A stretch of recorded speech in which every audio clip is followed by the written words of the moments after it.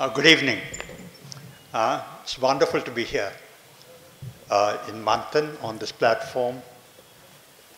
There have been several book events around the country, but this one here on the Manthan platform in Hyderabad is very special because all of you, my family, friends, and colleagues have been part of the journey that I wrote about in my book. But let me start by telling you a story. I became the governor of the Reserve Bank on 5th of September 2008. 5th of September 2008, more than 15 years ago. That was a very significant date in the history of world finance. Not because I became governor, but because of the tumultuous events in the 2 weeks following 5th of September 2008. 5th of September, I became governor. 7th of September, Fannie Mae and Freddie Mac, two large housing mortgage companies in America, went bankrupt. 8th of September, countrywide, a large commercial bank went down. 10th of September, Merrill Lynch, the largest investment bank in the world, that melted down. 13th of September, AIG, a large insurance company, came to the brink of a meltdown. 14th of September, Wachovia and Washington Mutual, two large commercial banks in the US, they came to a meltdown. And 15th of September 2008, Lehman Brothers collapsed. 15th of September 2008.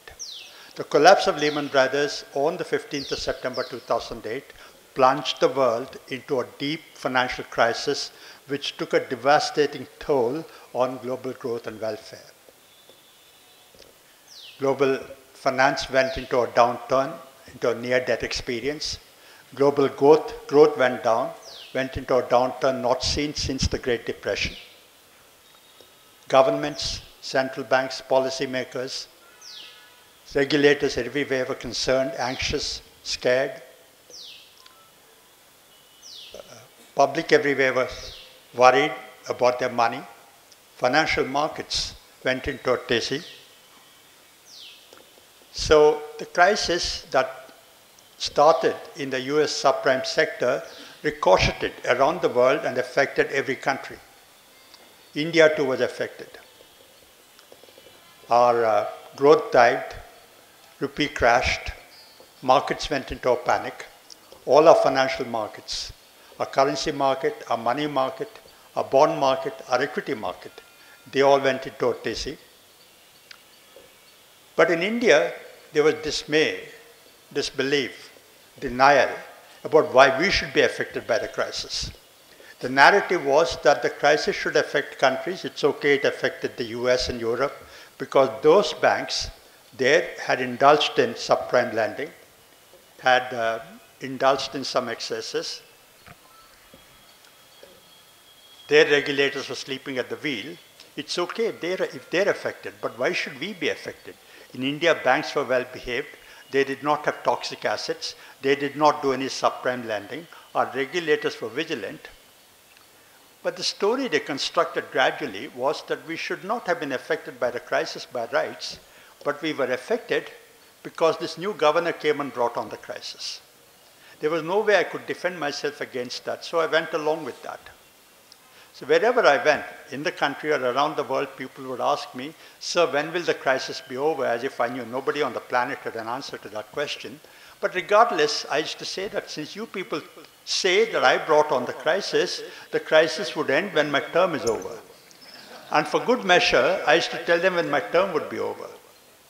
But here's the thing. The week after I left the Reserve Bank, the crisis ended. The growth started going up, inflation started coming down, rupee stabilized, and the economy got into a stable track. Why am I telling you that story? I'm telling you that story to illustrate an important transition in our economy. A transition from a closed economy to an open economy. The reason we were affected by what happened in America, what happened in Europe, was because we were globalized by way of trade, by way of finance. Just to illustrate that, in 97, 98, there was the Asian financial crisis. We were not affected. In 2007-8, there was the global financial crisis. We were affected. What happened in this 10-year period? What happened in the 10-year period that India integrated into the world by way of finance, by way of trade? A very important transition in our history from a closed economy to an open economy. But why am I telling you about a transition?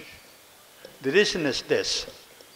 When I wrote this book, I wrote that as notes to myself or notes to others. I did not have an overarching theme.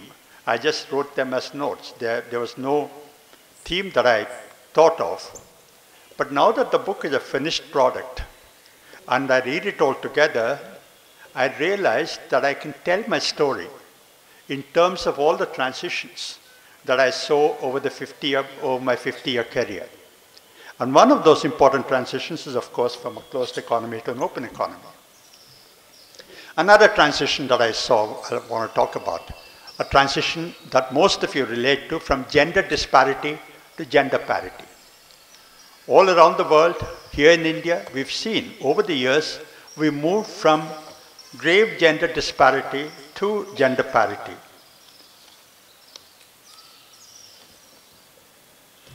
Aspirations of girls have gone up. The other day I went to a function, I met a 15-year-old girl, finishing high school. She said, "Sir, can I take a selfie with you?" I said, "Yes." "Okay, take a selfie with me," yes. And then I asked her, "What do you want to be when you grow up?"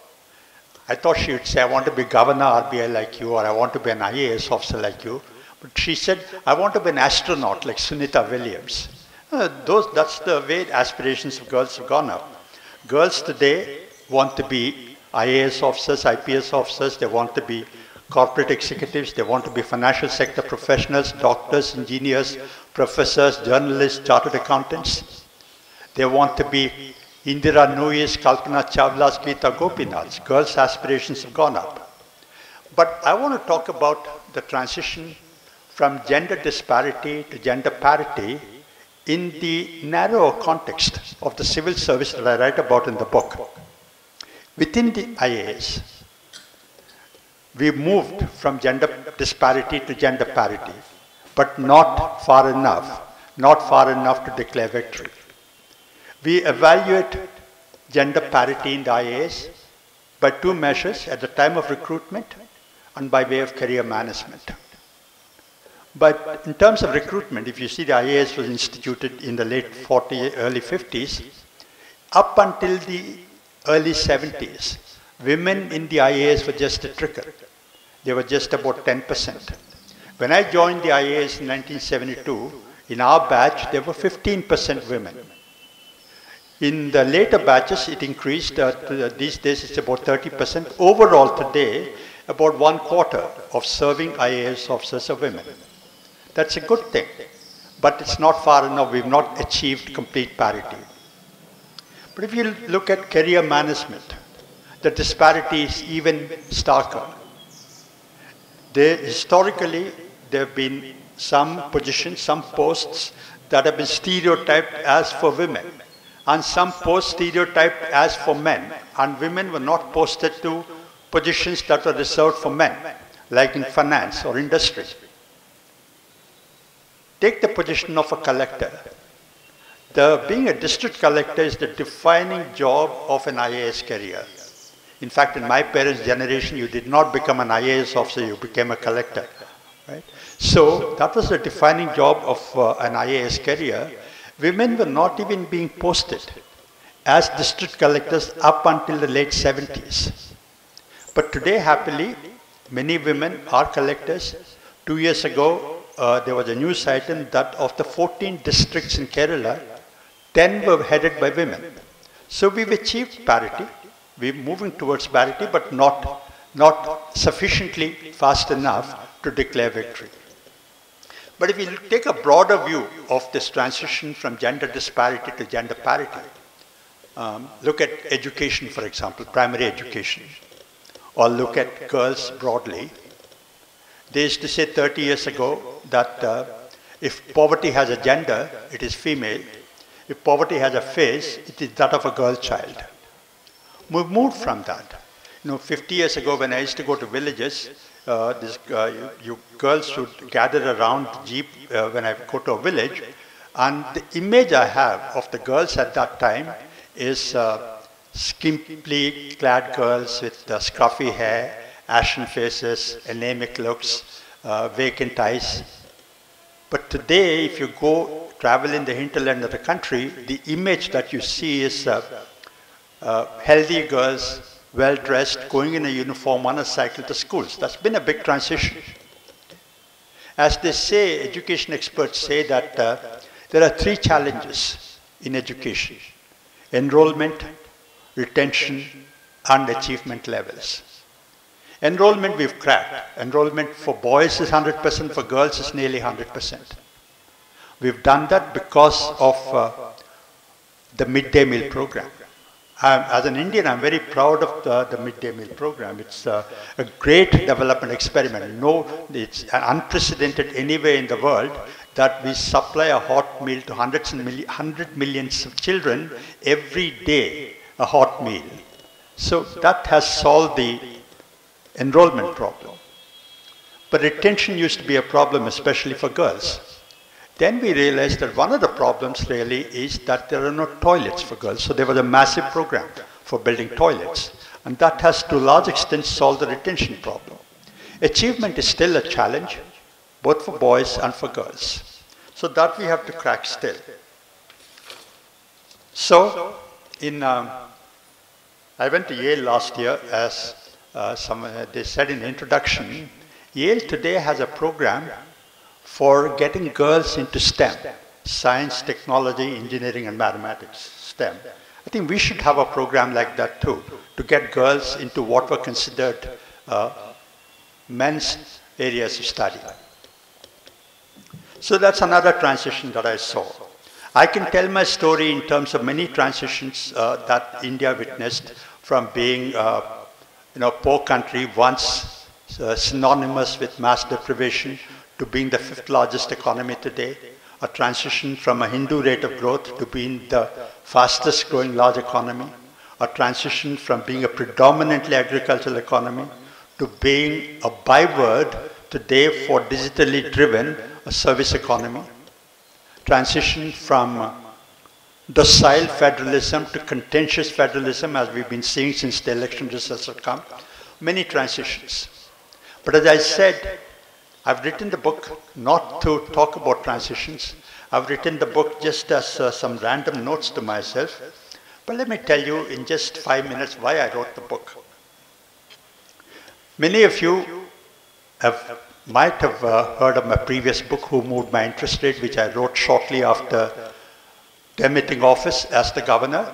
I demitted office in 2013. That book came out in 2016. We had an event here in Manthan in 2016. Governors before me and governors after me have written books about their experiences, but my book was the first book of narrating the experiences of a full term as a governor. That book I was motivated to write because there was a strong sense of purpose for at least 2 reasons. First, the 5 years I spent in the Reserve Bank, 2008 to 2013, was a very turbulent period, one crisis after another. There was the global financial crisis, followed by an inflation crisis, followed by the rupee tantrum crisis, followed by the Eurozone sovereign debt crisis. I thought my experience as governor, my successes and my failures will have some lessons for policymakers.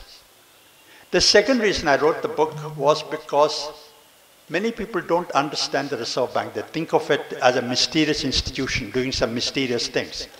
I wanted to demystify the Reserve Bank and communicate to people how what the Reserve Bank does has an impact on people's everyday lives.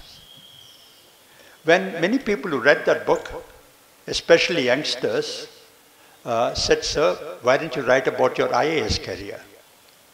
I pushed back on that suggestion for many reasons. First, because many people have written. Civil service memoirs are a crowded genre. Many people have written. And those memoirs cover the entire spectrum in terms of quality. There have been poor quality memoirs, medium quality, and high quality, outstanding memoirs. Outstanding memoirs have been outstanding because authors have been able to weave their story into the contemporary economic and political context of that time. I was not sure my book would pass muster by those standards. The second reason I pushed back on the suggestion was that I joined the civil service 50 years ago. It was a different milieu, different context. I was not sure, lots of things have changed. I was not sure whether my stories would resonate with today's audience. Some of the stories might be interesting because they're quaint. For example, I was struggling with a landline phone. I write about that in the book. That might be quaint from today's sensibility of instant connectivity. But beyond that, would that be of any interest? And finally, I didn't keep any notes. So, recalling, jogging through 50 years of experiences looked to be a daunting prospect. Besides, there is the risk of selective memory, which would embellish your accomplishments and minimize your failures. But during COVID, I started writing. I goaded Urmila to read some of those chapters. She read them and she said that, yes, you have a book. She encouraged me to bite the bullet and write, and I started writing. But it was a labored effort because COVID ended, the world reopened, there were other distractions, but nevertheless, I wrote the book that's in front of you. I hope you'll enjoy reading it. One last question I want to address, which is, over the last 10 years, since I've left the Reserve Bank, and over the last 1 month since the book has come out, several people have asked me, how did you get from the IAS to the RBI? I struggle to answer that question. Because if I just said, look, it's just a question of being at the right place at the right time, that would come off as false modesty. On the other hand, if I said, look, it's a testimonial, my experience, my competence, my track record, I'd come across as boorish and boastful. So I try to combine both strands and give a response that is unsatisfactory both to the person who asked the question and to me. Perhaps this book would give a more nuanced response, but I don't know.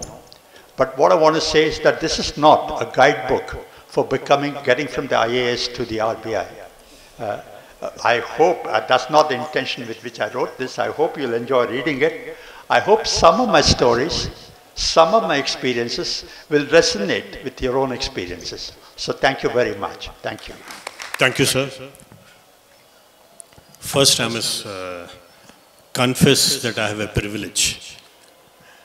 A few years ago, Dr. Baivireddy Garu wrote an autobiography, and I had the privilege of doing this session with him on Manthan platform. That was full of a different kind of experiences which he narrated. Last year, Mr. Madhavarao wrote an autobiography, and it was a very moving experience, and again I did a conversation.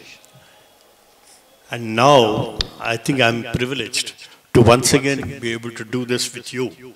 That there's something with me and IAS officers and autobiographies. I will open my conversation with what I would call an expected question. Your title to the book, Just a Mercenary. Your career has been a huge success, and it could not have been so successful if you had just been a mercenary. Do you judge yourself so harshly, and do you still harbor doubts? Yeah, let me reflect on that question. I considered several alternatives for the title, and I zeroed in on this. The reason is the following. Now, we're all prone to complaining about our country. We're all prone to complaining about our country, how it's unfair, unjust, unequal. I complain too. But when I look back on my life and career dispassionately, I find that this country has given me so much. I went to a Sainik school with a government scholarship. I went to an IIT with a government scholarship. I got into the IAS. I got to be the governor of the RBI. So what's and all, this is still a meritocratic system. The way I think of a mercenary is somebody who goes to fight a war just because he's getting paid for it without any larger commitment to any cause. Take the Russia-Ukraine war today, the mercenaries fighting. Somebody might be fighting for Ukraine because he's getting paid by Ukraine, but he might, if Russia pays him more, he'll switch sides and fight for Russia. That's a mercenary. So the question that runs through my mind is, was I like a mercenary? I had several jobs in my long career. Whatever job I had, I tried to do it to the best of my ability. But the question that runs in my mind is, am I doing this just because I'm getting paid? Or am I doing this because I'm motivated by a higher calling? That I need to give back to society more than I have received. That's the question that troubles me. So am I a mercenary or am I more than that? That's the question that I wanted to reflect on in this book. Friends, first I should have said it earlier. The book is available for sale outside, and I would urge each one of you to buy the book. And when you buy the book, don't start from the beginning. Read the last chapter first. The last chapter is a very moving chapter, and it's sort of it's an endearing letter which Subbarao has written to his mother, and where he talks about the lessons that you have learned from your parents and how you related when you to them as you moved in your career. I quote a paragraph there. Baba and you emphasize the importance of character, although you put it in different words. When in a dilemma about what is the right thing to do, always follow your dharma. But I want you to know that in my life and career, I encountered many situations where I couldn't even figure out what my dharma was. Unquote. I find this statement very surprising. I thought that knowing your dharma was easy, but following is difficult. You say that there are times when you couldn't figure out what your dharma was. I want you to explain what you said. No, thank you very much for asking that question. It means a lot to me. In that letter to my mother, who is no more, I alluded to Mahabharata and the question of following your dharma, because as all of us know, the Mahabharata is a treatise on dharma, and every character in Mahabharata is morally flawed. Every character in Mahabharata faces a moral dilemma about what to do. I'll give you two examples. Take Karna. Okay? Just before the war, Kunti comes and tells him that he was her firstborn son. So he gets irritated with her, he gets angry with her, he's pained by that, but for him his dharma was very clear, that he cannot at that point defect. Dharma was clear. Okay? But another instance in the Mahabharata where dharma was not clear. Draupadi was being disrobed in the open assembly. Bhishma sat in silence there. He was conflicted because he didn't know what his dharma was. He was conflicted between his loyalty to the king and what was morally right to stop the disrobing. So he just kept quiet. At that point of time for Bhishma, it was not clear what his dharma was. So I had encountered many situations where my dharma was clear, although it is painful, as you said, to follow your dharma. It's not easy to always follow your dharma. But what was my dharma was clear. But there were also situations where my dharma was not clear. Let me give you an example, just because it's interesting, though you spoke about Dr. Reddy's book. So let me give let me illustrate that point by referring to an instance in the context of my interaction with Dr. Reddy when he was governor. I was finance secretary, Dr. Y.V. Reddy was the governor, Mr. Chidambaram was the finance minister. At that time there was an issue that Montek Singh Aluwale, who was deputy chairman of the Planning Commission, suggested that India, the Reserve Bank, is sitting on a lot of foreign exchange reserves. They're not earning much out of that. They should lend that out to private parties who are building infrastructure. That'll be a win-win situation because the Reserve Bank is earning a very low rate of interest on the foreign exchange reserves. On the other hand, The private parties are borrowing at very high rates. If the Reserve Bank lends to the private parties, it will be a win-win situation because the Reserve Bank will earn higher returns and the private parties would be borrow at a lower rate. It will be a win-win situation. Sounds very logical, right? But Dr. Reddy pushed back on that suggestion. His point of view was that you cannot encumber your reserves. Your reserves are strong only as long as they're unencumbered. Once you start lending out of them, they're no longer your strength. So you cannot lend to them. So there was a difference of opinion between Mr. Chidambaram, Finance Minister, and Dr. Y.V. Reddy, the Governor. And for my entire tenure as Finance Secretary, one of my main jobs was to resolve the disputes between Chidambaram, Finance Minister, and Dr. Reddy, the Governor. So both of them complained to me. Okay? Mr. Chidambaram would complain against the Governor without telling me, but short of telling me that I would go and tell the Governor, this, why is the Governor behaving like this? And Dr. Reddy would come to my office and say, why is the Finance Minister telling me this? Both of them want me to talk to the other party on their behalf. So on this issue as well, Chidambaram told me, you talk to the Governor and convince him of this.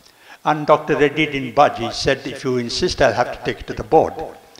I said, okay. I was on the board, as Finance Secretary, I was on the board of the RBI. I said, okay, sir. I went and told the Finance Minister that the Governor wants to take it to the board. He said, fine. But what the FM told me was this: Subbarao, you canvass this issue with each of the directors before the board meeting. And I was scared, It was okay. There was nothing irregular about it. It was par for the course to canvass with the directors beforehand. Mr. Chidambaram was not asking me to do anything irregular. It was okay. But I was worried about going behind the Governor's back and canvassing to the directors. So I called up Dr. Reddy and said, sir, I have to do this. He was miffed, of course. He was irritated with me. He was irritated with Chidambaram. He was irritated with the whole world. But he said, okay, if you have to do this, go ahead and do this. So I canvassed with the directors. And of course, then we had the board meeting that passed. There, my dharma was clear. Okay? That even though I was disinclined I thought Mr. Chidambaram should have given in. And Dr. Reddy, I agreed more with the Governor than with the Finance Minister, but I had to follow the instructions of the Finance Minister because I was the Finance Secretary. There was no conflict in the Dharma. But I just want to give you an instance of where there was a conflict, very briefly. Early in my career, I was Sub-Collector Parvathipuram.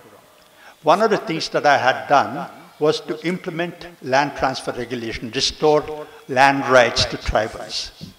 There was no conflict there. It was just after the Naxalite movement in the mid-1970s. It was a difficult thing to do, but there was no problem doing that. 6 years later, I became Collector Khamma. Again, the same land transfer regulation, again between tribals and non-tribals. Now, again, I started implementing LTR with the same enthusiasm, same zeal.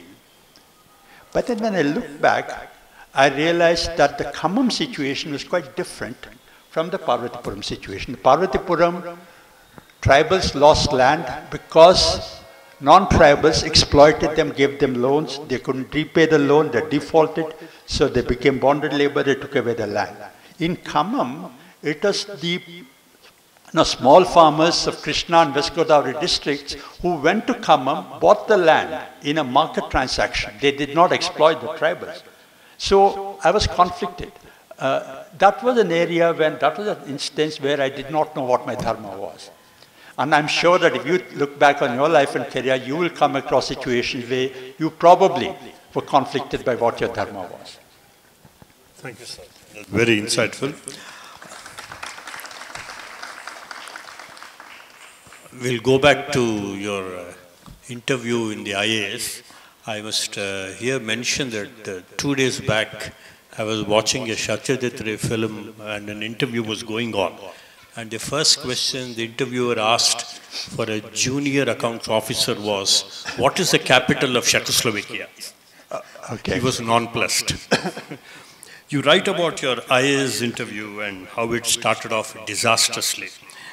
But of course, you do say that the quality improved. But again, I quote, we covered a white canvas a comparison of the two IITs at Kharagpur and Kanpur, where Mr. Subbarao graduated from, the growing rift between the center and the states, and the constitutional provisions for the protection of states from central hegemony, Nixon's China visit, and philosophical implications of Heisenberg's uncertainty principles in quantum mechanics.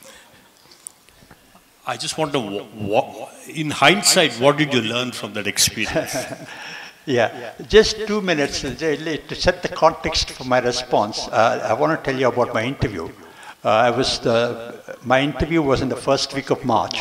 I'm talking about 50 years ago, in 1972, more than 50 years ago. My interview was in the first week of March. First interview at 9 o'clock in the morning. I was still in IIT Kanpur. I took an overnight train, arrived in Delhi around 4:30 in the morning. I went to my friend's house, and my friends, I had changed, showered, pressed my new suit and wore it. My friend's mother gave me breakfast. So by about 7:45, I was ready. And then my instinct, normally I used to go in a bus in Delhi. I used to travel by a bus. But this time I said, since this is my interview, I'll take an auto rickshaw. But my father, who was in Elur at that time, he kept writing to me, that to go in a taxi, because he was anxious that I should go to the interview board fresh and with my clothes in good order. So I took a taxi. For the first time in my life, wearing a suit, for the first time in my life, sitting in a taxi, I went to the UPSC. I arrived there in good time. And by about 9:10, I was in front of the interview board. The chairman said, good morning, sir, the usual things. Then he said, when did you come from Kanpur? Are you still at IIT Kanpur? I said, yes, sir. When did you arrive? This morning, sir. So when do you finish at IIT? In a couple of months, sir. Then he looked at another member and suggested that he should start the interview. Then that member said, do you read newspapers, Mr. Subbarao? I said, yes, sir. What newspaper? He said, The Statesman, sir. Do you read today's newspaper? I was flustered because I had not read that morning's newspaper. Then the chairman came to my rescue and he said, look, it's still dark and damp outside, it's still winter. He came by an overnight train, he was preparing for this interview, he wouldn't have had time. Did you look at this morning's newspaper? He asked the other member. So the other member said, okay, did you read yesterday's newspaper? I said, yes, sir. Tell me, what was the picture on the front page of the Statesman yesterday? Oh, wow. These days, if I look at the newspaper, I forget what I saw in 15 seconds. But fortunately, at that time, I was just 21 or 22, I remembered that it was the picture of Muharram. I said, sir, it is a picture of people celebrating Muharram. Celebrating? Celebrating Muharram? Is Muharram a festival to be celebrated? I was flustered once again, for a second time in 1 minute. Then he said, Muharram is not a festival, it's an occasion for mourning. The Prophet's grandson, he was martyred, it's an occasion for mourning. I said, thank you, sir. Then he said, you've been in Kanpur for 2 years, you don't know this? At any other time, my instinct would have been to defend myself, saying that Sir Kanpur IIT campus is very far away, we don't get to interact and all that. But then I was so shell-shocked that I couldn't even say that. Then he said, which sect of Muslims observes Muharram?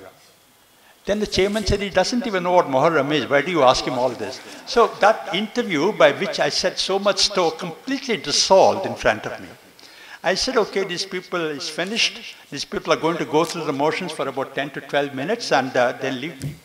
But then as you said, Vikram, that the quality of the interview moved on from there. We talked about a lot of things. Nixon's China visit, Heisenberg's uncertainty principle, existentialism, Mrs. Gandhi's strangling states, center-state relations, and went from a low quality to a high quality. It went for 40 minutes, and I scored the second highest in the interview in my year. So the lesson I learned, sorry for telling this long story in response to your question, the lesson I learned is that first impressions are often misleading. That when you meet a person, you're always, we instinctively forming an impression of that person. Psychologically, that's a human tendency. But I learned that when you observe a person, meet a person over an extended period, you understand them better. So know that your first impressions of a person can be misleading. That's so true. But having gone through the examination and an interview process, do you see a large number of people appearing for the civil services examination, and sometimes they are in the first attempt, second attempt, third attempt, fifth attempt. So one of the officers in the economic department, Sanjeev Sanyal, said it's a waste of youthful energy. Do you think this should change? What's your view on that? Yeah, I agree with the diagnosis of Sanjeev Sanyal, but not with the remedy he suggested. What Sanjeev Sanyal, who is a member of the Prime Minister's Economic Advisory Council, what he said was that these youngsters, they're preparing for the IAS for 10 years, they're spending their time appearing year after year, and by the time they finish with the IAS project, they're exhausted, they're good for nothing, they're wasting their time. We should encourage them to leave the IAS and go into other activities, because there are, of course, other things to do in life. That is true. When I appeared for the IAS, as indeed some of the officers like Mr. Chakravarti here, we used to have only 2 chances.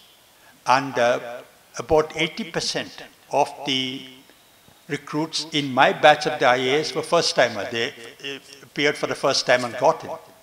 But today, people get in after 3 or 4 attempts. So what the IAS exam does is filter out people not who have inherent competence, administrative competence, but people are good at writing an exam.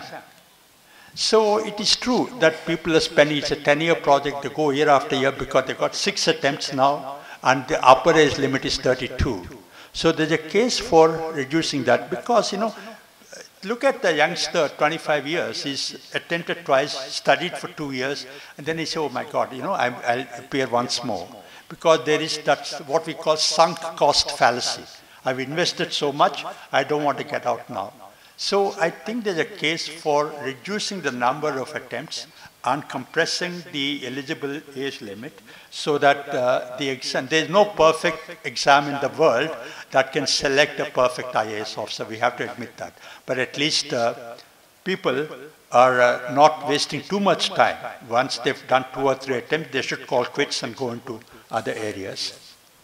Sir, but then you did write about this in Times of India, I think. So I have a very simple question. Has the IAS failed the nation? If you want me to give a binary answer, my answer is yes. But of course, I should give a more nuanced response. I wrote an editorial in the Times of India 2 years ago under the same title, Has the IAS Failed the Nation? And I said, largely, that is my view. You know, if you look at the IAS was instituted shortly after independence as a homegrown response to the colonial era ICS. In a country that was embarking on an unprecedented experiment of nation building in a democratic setup in a largely low literacy, low awareness society. It was a mammoth challenge. The IAS at that time rose to that challenge, instituted a development administration, built it from the green field as it were, and established a formidable reputation for the IAS for integrity, competence, and commitment. But in subsequent decades, that reputation started crumbling. Ineptitude, inefficiency, callousness had crept in. One chief minister once told me that if there are 100 IAS officers, about 25% are lazy, corrupt, callous, or they are a burden. The other 25%, the middle 50% are sinecures. They're no good, they've just given up, they're no good to me, they're no good to themselves. It's only the remaining 25% that I have to work with. So that's the view of a senior chief minister of his lot of the IAS. Now, if you look at this, there are many reforms for the IAS in terms of recruitment that we talked about, in terms of induction training, in-service training, opportunities for specialization, opportunities for self-improvement. Those are all areas crying for reforms. But in my view, the biggest thing is not any of them. The biggest thing is a perverted system of incentives and penalties. In the IAS, everybody gets promoted. There is no system of weeding out corrupt, callous, inefficient people. There is no system to ensure that only the competent and the committed rise to the top. So we must have a system of penalties and rewards that eliminates all these errors. That's interesting, sir. You see, one of the things that is we have in Manthan is to be able to predict the monsoon.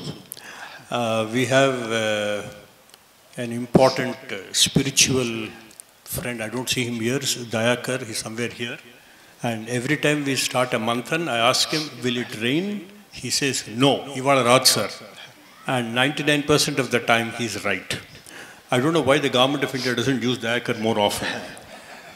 This is the first week of June, and then monsoon is very much playing on our national psyche. And you've written a chapter on chasing the monsoon.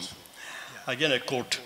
The intimate connection between rainfall and our well-being as households, as communities, and as a nation stayed with me all through my career, no matter what my job at the time involved. Promoting rural industries, managing balance of payments, or handling state and central finances. They all connected to monsoon. So can you just explain to us the connection between monsoon and your career? Yeah, very appropriate that we talk about monsoon now in the first week of June, especially when we were threatened by rain, and for once we are happy that there is no rain. But you know, in India there's an emotional connect with monsoon. You know. In no other country in the world they celebrate monsoon like we do. In South Asia, all over, but especially in India. There is a book called Chasing the Monsoon. It's written by a guy called Alexander Frater. It's a travel book. He follows the monsoon from the southwest in Kerala all the way to the northeast and beyond into Myanmar. Travels with the monsoon for about 4.5 months. It's called Chasing the Monsoon. It's a fascinating book. In fact, I stole the title of the chapter from that book. That is the emotional connect we have. But we have an economic connect with the monsoon. You know, like most, I can't speak for all of you, but at least I had no connection with village life until I became an IAS officer. So like everyone else who grew up in a small town or in a big city, I used to enjoy the first rain after the intense heat of the summer. It was such a big relief, exhilarating feeling.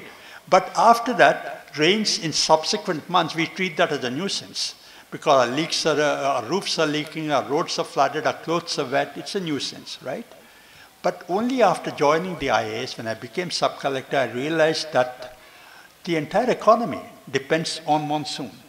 We've been talking about drought-proofing the economy for 50 years. We've not drought-proofed it still. Although agriculture is still only 18% of GDP, nearly 50% of the labor is employed in agriculture. So what happens in the rural sector, in particular how the rainfall is, how monsoon is affects our economy. So that I realized that when I was sub-collector, and I realized that every job I did had a connection with monsoon, where I was promoting industries, managing balance of payments, being a finance secretary in the state here, finance secretary in Delhi, your tax inflows depend on the monsoon. So all that. When I became governor, 2010, I went to Thiruvananthapuram, Trivandrum, for a board meeting of the RBI. One of the questions, that was in the last week of May or first week of June like this, in 2010, one of the questions in the economy at that time was, when was the Reserve Bank going to exit from the easy money policy? After the crisis, we'd eased the policy. The question was, when do we exit from that? And that question became more important because the monsoon, people were waiting for the monsoon. If the monsoon was delayed, there would be inflation that would change the exit trajectory of the RBI. So there was a media conference in Trivandrum, and one of the press reporters expectantly asked me, "Sir, what do you think of the monsoon? What will happen if the monsoon?" I said, when will you exit from this easy policy? I said, look, like the rest of the country, the Reserve Bank too is looking skywards, chasing the monsoon. That was not an answer to his question. But everybody thought I had answered the question. They clapped and they celebrated that. But then somebody wrote in the paper after that, the governor said that he is watching the monsoon, chasing the monsoon. Writes that the governor with a group of villagers sitting under a tree in a village, looking skywards for guidance on monetary policy. So that was the imagery they had. Quite fascinating. But that was my career and my connection with the monsoon. There's a very small snippet in the book. I'm not sure whether you are comfortable if I ask you this question, but I found it hilarious and chilling at the same time. Please tell us about how you tackled your CIA agent episode. Yeah, many years ago, very, very briefly, 4 years or 5 years after I joined the service, I had applied to American universities for a PhD in economics. And I got rejected in some universities, I got accepted. And I wrote to the government for permission to accept that offer of admission and offer of financial assistance.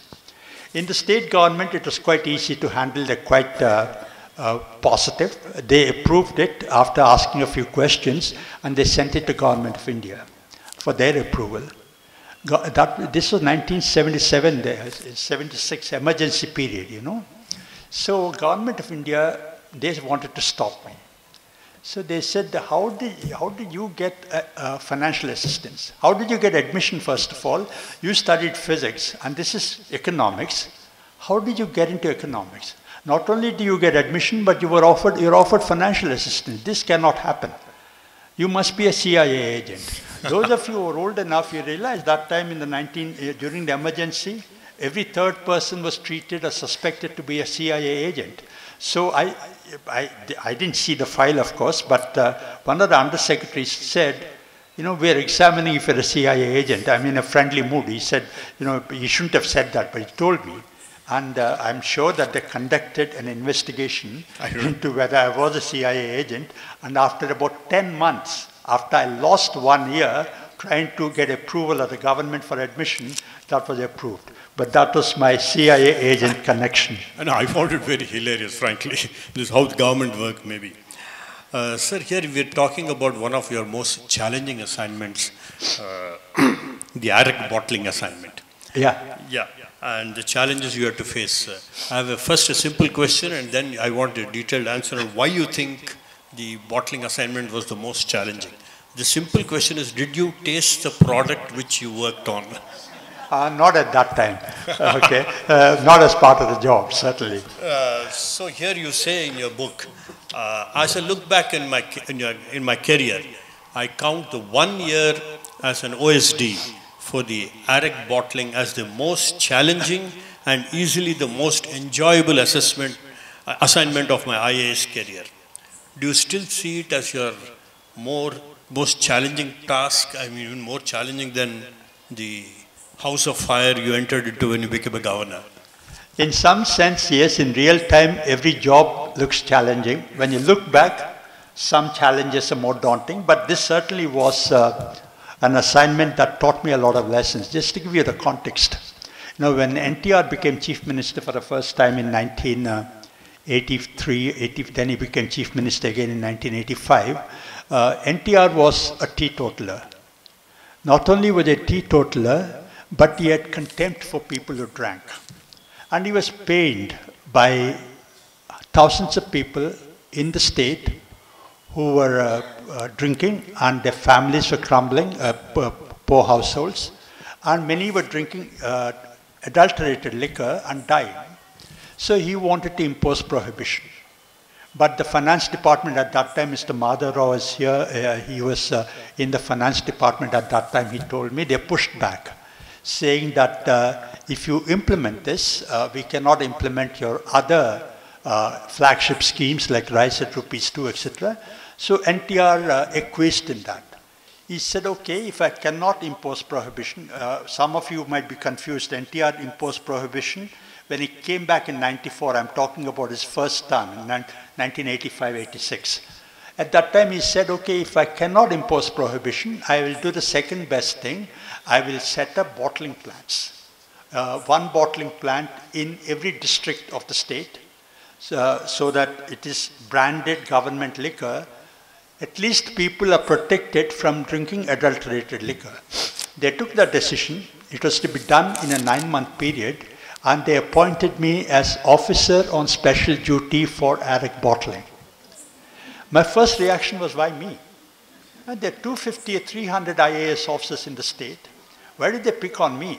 I had shown no flair for implementing projects, much less bottling liquor. And this was a no-go project, no-win project, not career enhancing. You cannot set up bottling plants in 23 districts in 9 months. I thought I was being set up for failure. And most importantly, it is so embarrassing. You know, you go to a wedding, you go to a function, and people say, what are you doing now? I'm bottling liquor. You know?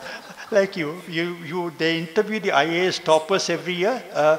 Why do you want to join the IAS? I want to join the IAS because I want to change the world. Now here, I'm trying to change the world by bottling liquor. It's so embarrassing.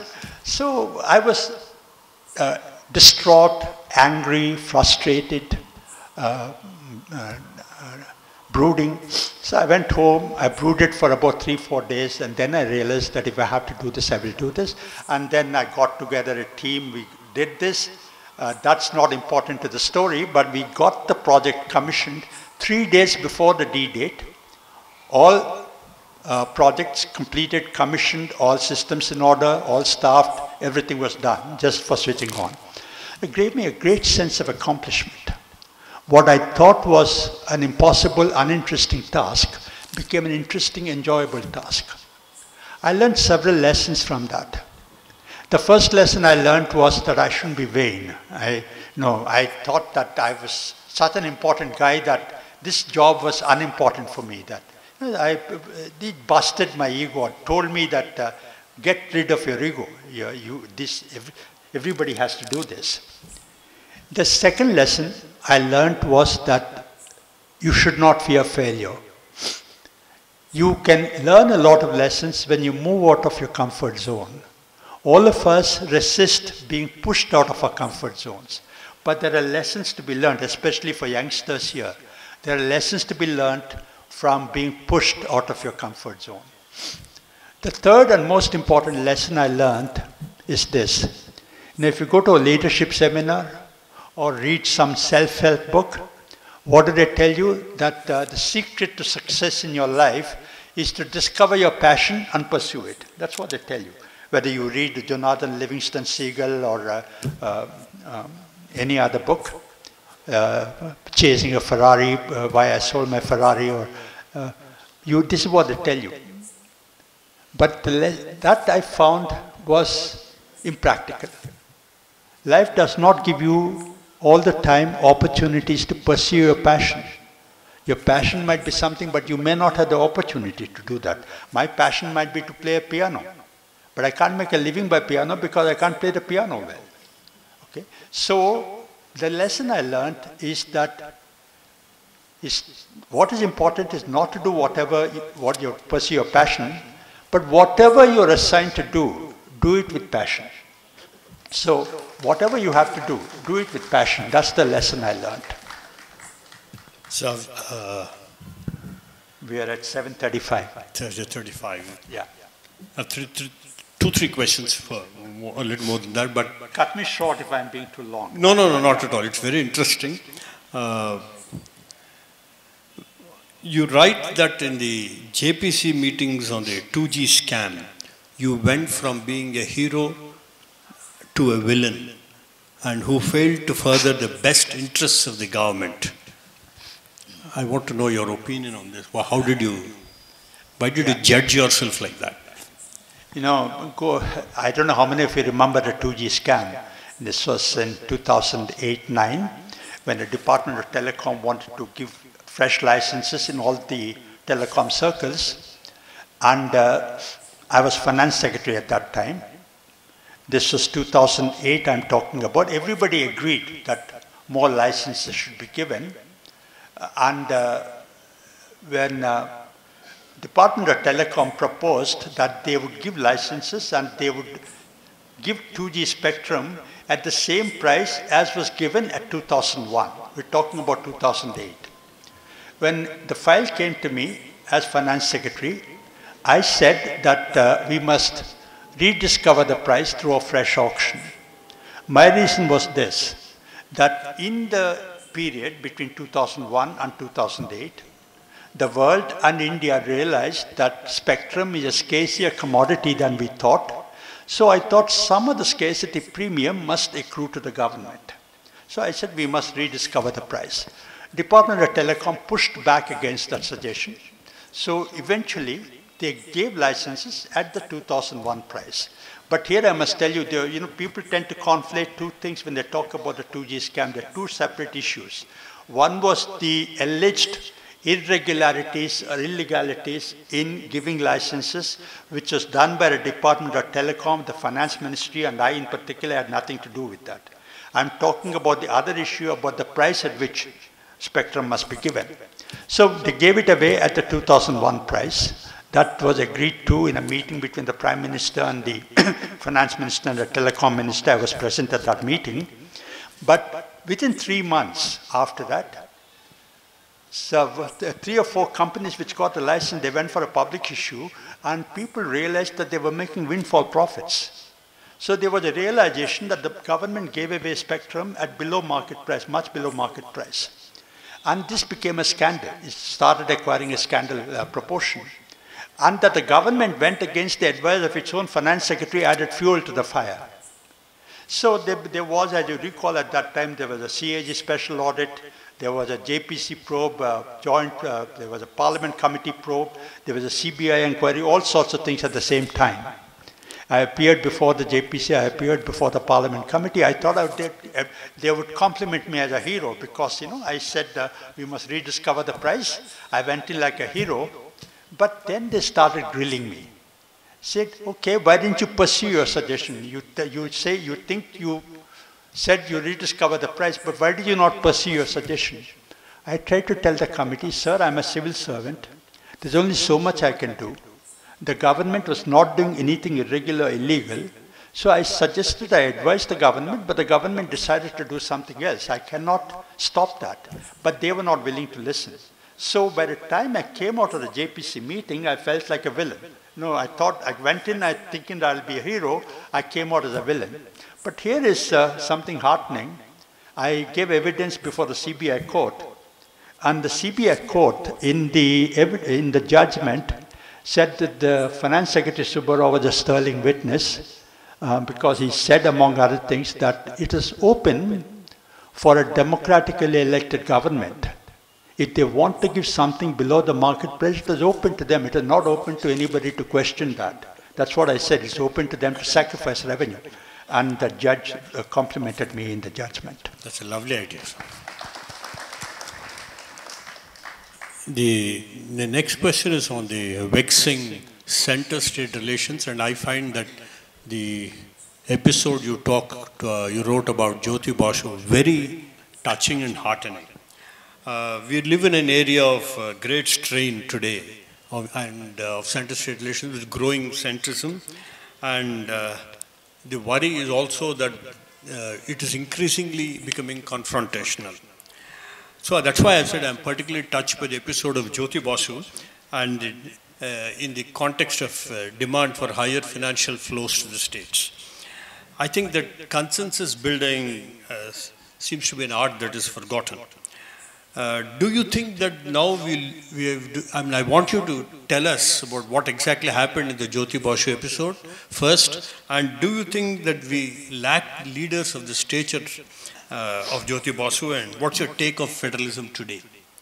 Yeah, Jyoti Basu episode, very briefly, we are in a similar context politically at this time, so let me tell you about that. Throw your mind back to 96, 97 when Deve Gowda had become Prime Minister.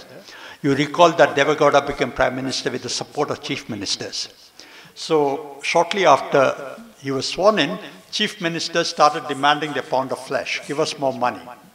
And he didn't know what to do because there was no more money to give. People think that government of India is sitting on coffers. They're also hard put for money. So he did what any other prime minister, what any other senior bureaucrat does. He appointed a committee. Committee with the Home Minister Indrajit Gupta as chairman and the Finance Minister Chidambaram, Mr. Pranab Mukherjee was Deputy Chairman Planning Commission, and a dozen chief ministers, including Mr. Chandrababu Naidu, who was our chief minister in Andhra Pradesh, and Jyoti Basu were all there. And those 12 chief ministers, there were several meetings, and chief ministers were very strident. You know, some of you might know this, but wherever chief ministers speak, whether they're speaking in Eluru or Vijayawada, they're speaking in Hyderabad, they're speaking in Delhi or London or New York, they're speaking to their own people on the streets. They're not speaking to people in New York, okay? So they were asking for the moon.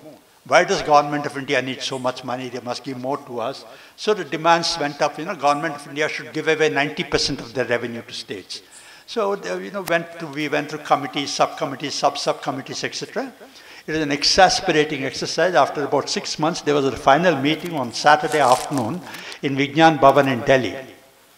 And here is the scene. There were about a dozen chief ministers. There were half a dozen cabinet ministers of government of India. There were about 200 people on a Saturday afternoon in Vigyan Bhavan. And it was a crowded room. And again, the meeting started. Chief ministers started asking for the moon. And at one point of time, it goes all over, you know, in a meeting like this, it goes all over. After about 2.5 hours, Indrajit Gupta, who was Home Minister, was so exasperated, he appealed to the chief ministers, look, government of India needs money. So please take a nationalistic look. You were asking for your money, but also, please, you know, look at the country, not just at your own state. So slowly, within the next 10 minutes, a consensus formed. One chief minister after another fell in line. They said, okay, they came from 90% down to 70, 60. Eventually, they settled that government of India must give 50% of their revenue to states. All chief ministers agreed, except our man, Mr. Chandrababu Naidu. Okay, so I was finance secretary sitting next to him. And it was like this. I want to give you a picture of this. Picture this in your mind. There's a horseshoe table. 12 chief ministers, 12 finance secretaries, and one senior official. Andhra Pradesh alphabetically first was at one end of the horseshoe. West Bengal alphabetically last was at the other end of the horseshoe. You know, and then everybody fell in line. Our man was impassive.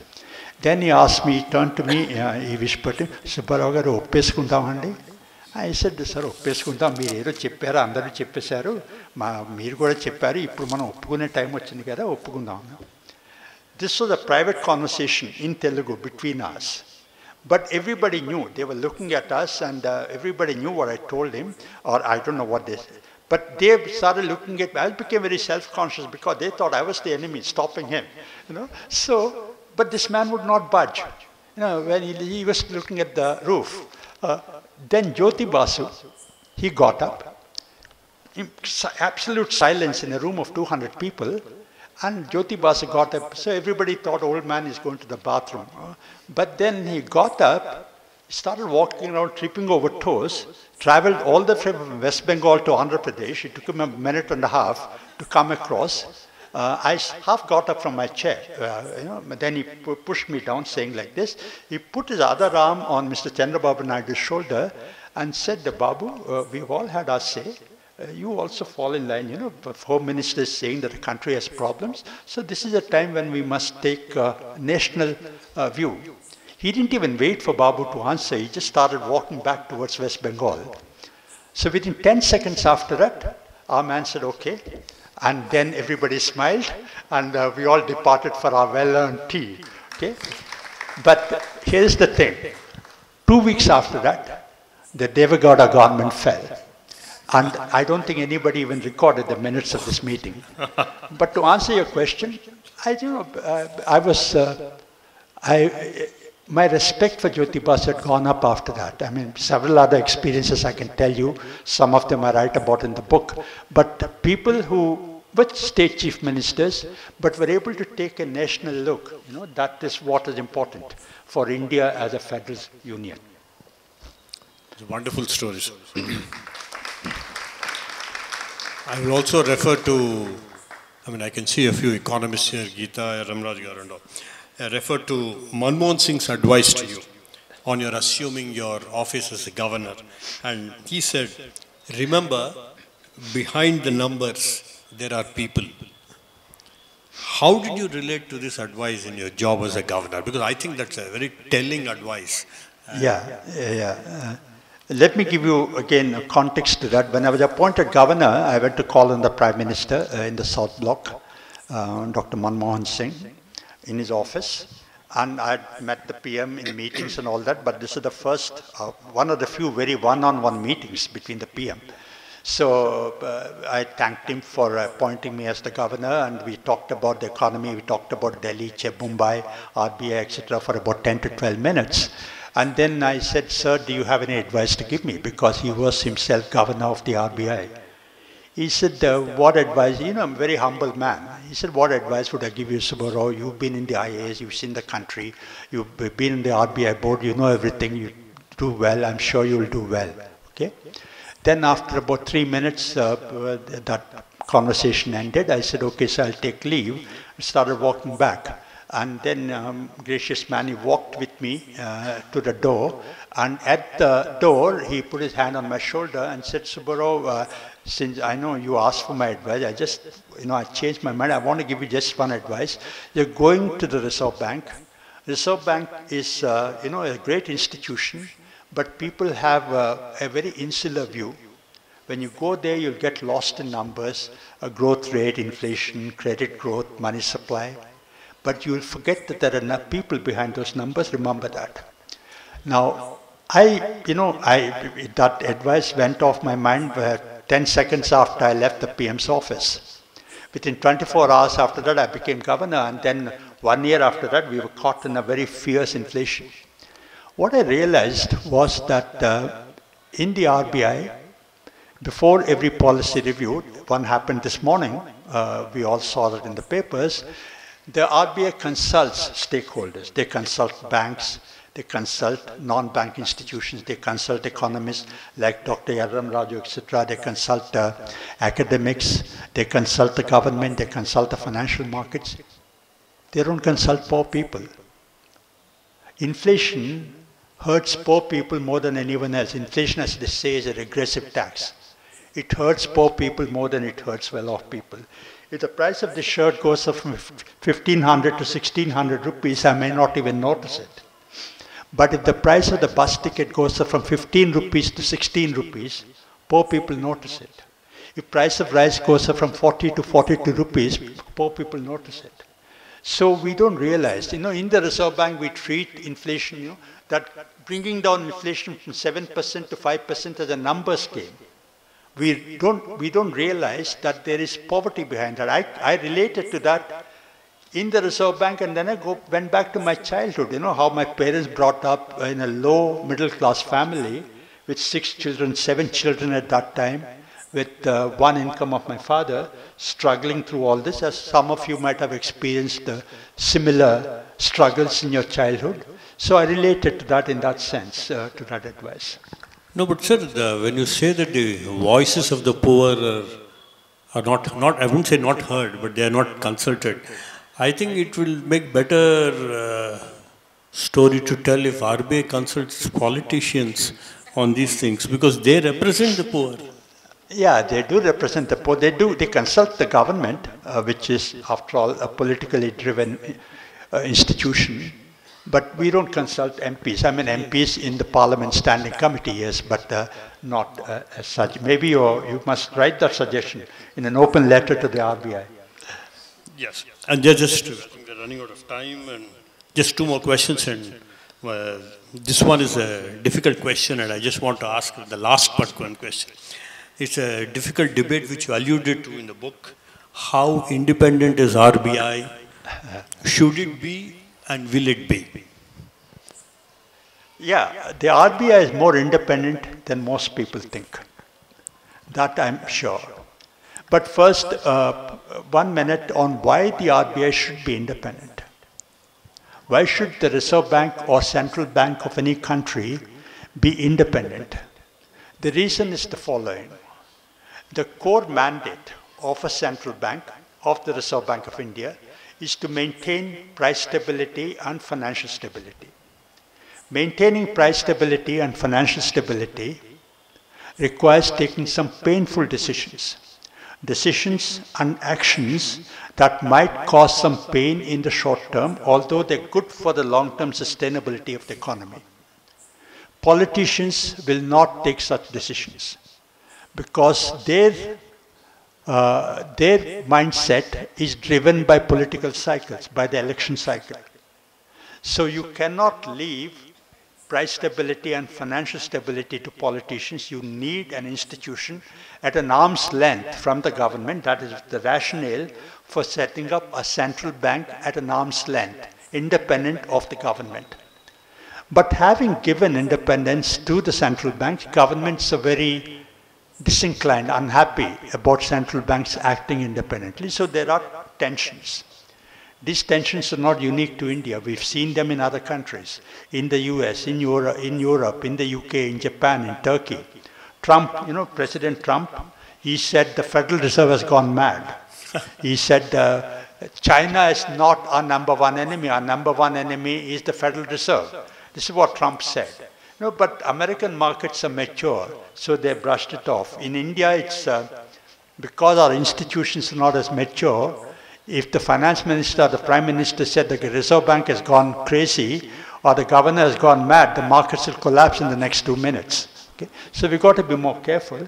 But I want to say that the Reserve Bank is given independence for a reason, and the Reserve Bank is more independent than most people think. That's true. At a certain place, you say that there are many things I miss about being a governor. One of them is that I can no longer move the markets by the spoken word. Equally, there are many things I enjoy not being a governor. One of them is that I can speak freely without any fear of moving the markets. How important is the communication, particularly in any job, but particularly in the job of being a governor?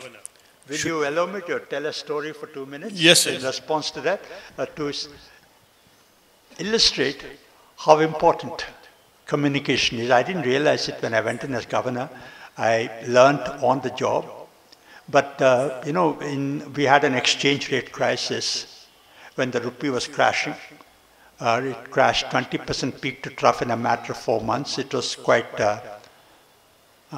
concerning, a very anxious time for all of us, particularly in the Reserve Bank. We did everything possible to control the volatility in the rupee.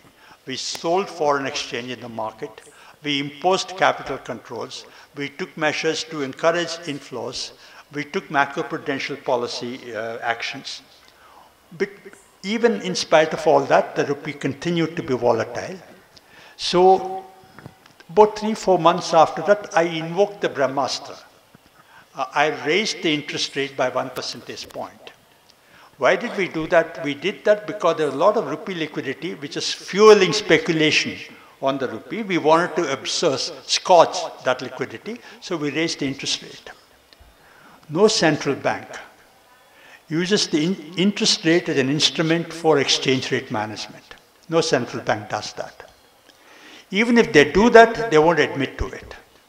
But here, not only did we do it, but we were shouting from the rooftops that we used the interest rate, we raised the interest rate to control the exchange rate. Very, very unusual move.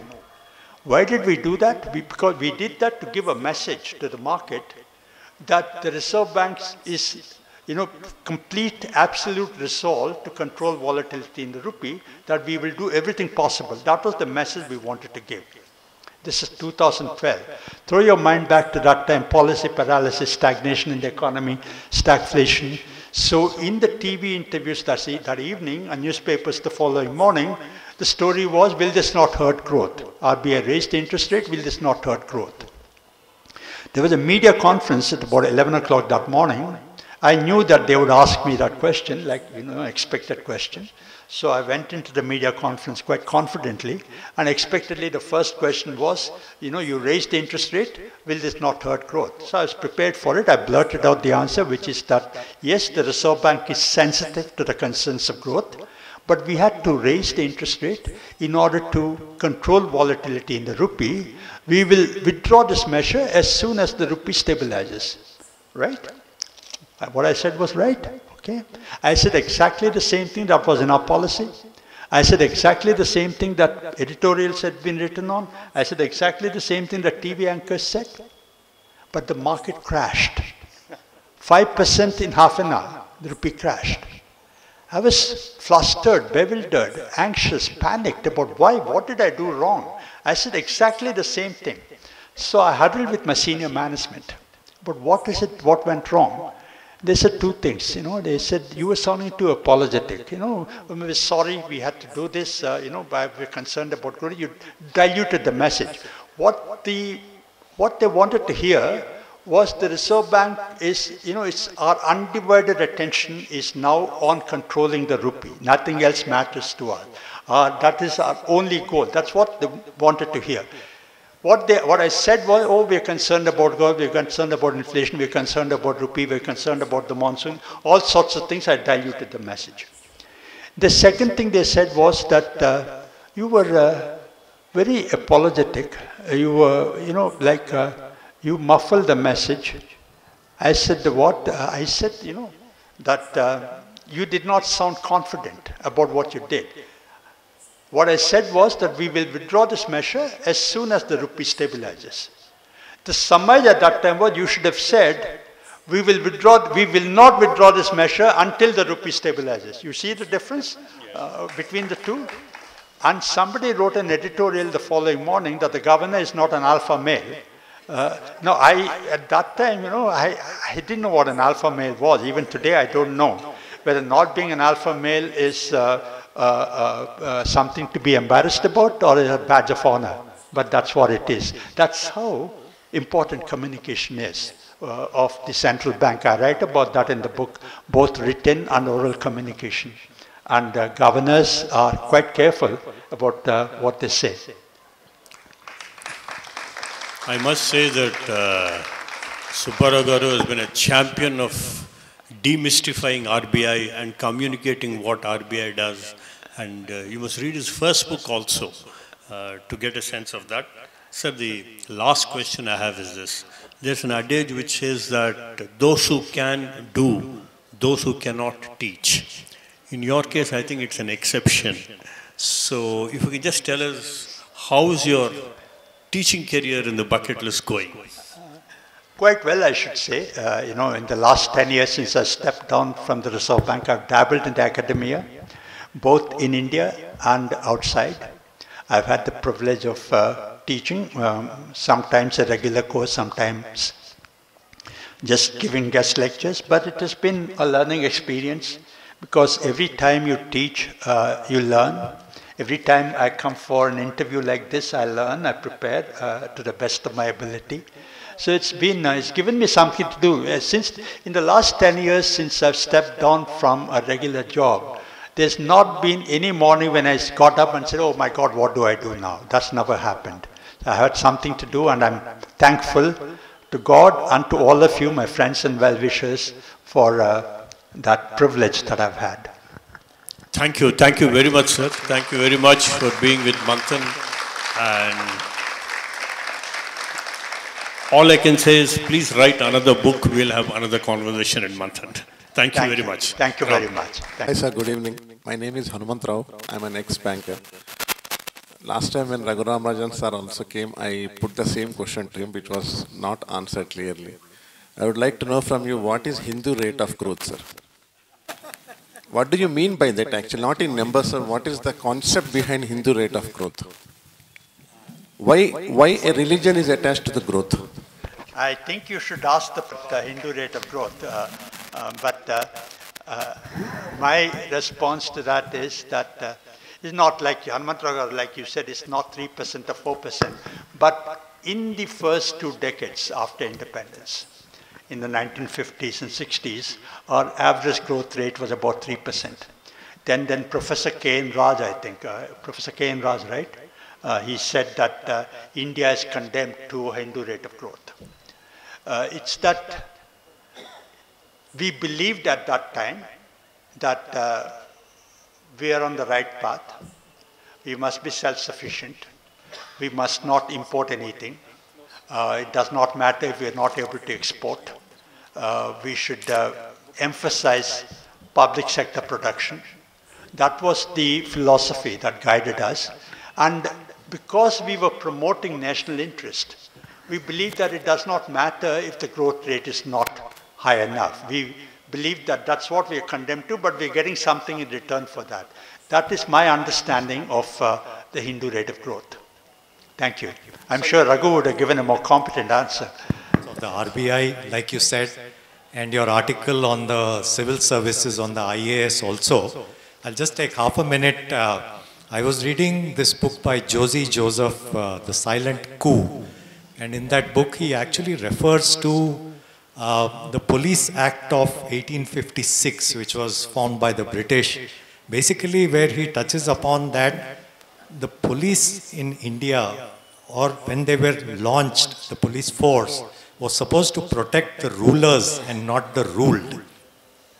I bring that into the entire civil services just to understand what is your opinion, sir, where how do we get true independence? Like you said, how do you get the 25% cohort to expand significantly, where you get independence from your political bosses, you actually get fixed tenures for key bureaucrats who can then be independent of being transferred, you know, I mean, all over the place, and sort of being punished for displaying, you know, real integrity and standing for your decisions. If it's a very sensitive question, you can pass it, sir. That's not a problem. Thank you, Sanjay, for that question. We can talk about it when we walk in the KBR park as well together. But you know, it's possible for the IAS to be completely independent of the political masters. This is a democracy, and democracy is ruled by political executive who are elected by the people. And the IAS and the civil service is a delivery arm, so we cannot be completely independent of the political executive. And it is true that there is political interference. Many IAS officers want to do good things, and they're prevented from doing good things because political interests come in the way. That's part of the territory. I don't think any IAS officer can complain that, you know, forever, that I did not do great things because I was prevented by politicians. I believe that the fault lies equally with the IAS. You know, if you take a single broomstick, you can break it. But if you take a broom, you cannot break it, right? So individual IAS officers given, and it's easy for politicians to break them. If the IAS collectively adheres to a code of conduct and say that we will put public interest ahead of narrow political interest, we will of course obey political masters as long as it is right, regular, not illegal. But if we have to do anything irregular, we will stand by, united, as, you know, together. That does not happen. Individual, some officers give in with the result that others are forced to give in, and the moral fabric breaks down. It's not an easy thing to achieve. Just to give an example, you know, you remember Boris Johnson, who was Prime Minister of the UK? 2 years ago, there was an inquiry instituted against him, Boris Johnson, for a Partygate. That inquiry was by the equivalent of our cabinet secretary and our Delhi police. Imagine if there is some allegation against the Prime Minister, and if the cabinet secretary and the Delhi police are appointed to investigate, will anybody in this country believe that will be a fair investigation? Nobody will believe, right? But in Britain, nobody raised a question about that. That's a standard that we must aspire to. What is your name, please? Sir, my name is Dr. Goparaj Purnasudhakar. I am a professor of management. Yeah. At the same time, I do research also in economics. Empirical studies I conduct. But my first question is, sir, basically one of the strengths of Indian economy is it is diversified economy. Right, agriculture sector is contributing around 18% and services sector more than 50%. So, but the trend is services sector is growing as on today, double-digit growth rate, and industry sector manufacturing is growing at 7%, 8% growth rate, and agricultural sector is hardly growing at 4%. Right, if this trend continues further, we are going to become like a US economy where services sector dominates the entire economy. Do you think at this stage we should increase the agricultural investments to retain the diversity in the economy, or shall we live with the existing growth rates and move like US economy is growing? No, Right. my answer to both your questions is no. We should not go back to believing in agriculture. Agriculture, this model we know that as countries grow and prosper. What would be your advice on delimitation to the current government, sir? A delimitation of parliament constituencies? Yes, sir. Yeah, that's a question that I've written. Delimitation due in 2026 when parliament constituencies will be redrawn. And, parliament seats, MPs are allotted on the basis of population. That is supposed to be done every 10 years or whatever, I don't know. The last time it was to be done in 2001. But then they amended the constitution to postpone that delimitation for 25 years, so it's due in 2026. Today the situation is that an MP in South India has more political power than an MP in North India, because an MP in North India represents, say, 1.2 lakh people, an MP in South India represents 1 lakh people. So every 1 lakh people in South India have an MP, whereas in the North it's 1.2 lakh people. So when delimitation is done in 2026, the expectation is that this will be corrected. What will then happen is that South India will lose some parliament seats and North India will gain.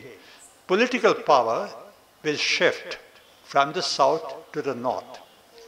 That is happening at the same time as another cleavage that's developing in the economy. Over the last 15 years, particularly over the last 10 years, southern states have been growing faster and doing better in terms of growth rate, in terms of per capita income, institution building, infrastructure building, social and economic indicators, they're doing better. Because of that, they're having to cross-subsidize North Indian states. As we talked about it, when tax sharing is done horizontally, some taxes go from the south to the north. For example, I've seen somewhere the numbers could be wrong, but these are the approximate numbers. A state like Karnataka contributes, let's say, 1 rupee to the central government, they get back 47 paise. A state like Bihar that contributes 1 rupee, they get back 1.67 rupees. So Bihar is contributing 1 rupee, getting more than 1 rupee. Karnataka is contributing 1 rupee, getting less than 1 rupee. What this means is that Karnataka is, in some sense, cross-subsidizing North Indian states. This is happening. So we are having a situation where South Indian states are having to cross-subsidize North Indian states at a time when they might also lose political leverage. And this is something that has to be handled very carefully by the government and have to build a national consensus. And we need leaders like Jyoti Basu. Yes. There's a last question, but before that, I just want to make a comment that what you said about not. And when RBI is considering this monetary meeting, so they are talking about the inflation rates. So, but it will not directly affect in the retail market, sir. When we are RBI doing some monetary policy and related to inflation, controlling the inflation rates, so but it will not directly affect in the retail market. So retail market prices, even though inflation rate controlled by the RBI, the prices will be remain like that only. So why RBI decisions not directly impact in the retail market? To target the retail market. They look at the CPI inflation, which is retail inflation, but transmission takes time. What's called the monetary policy transmission takes time in our economy because of so many structural impediments. I don't want to talk about it here because it's too detailed. In an advanced economy like Europe or America or Japan, transmission takes place. If the Federal Reserve changes the interest rate, that transmits to the markets and thereby to retail prices quite quickly. It doesn't happen in our country because of monetary policy transmission, also because our inflation is partly from the supply side. You know, if inflation is going up because the global price of oil has gone up, it is difficult for monetary policy to influence that in the first round. It has a second order impact. But it's a very involved point, but your question is very relevant and very important.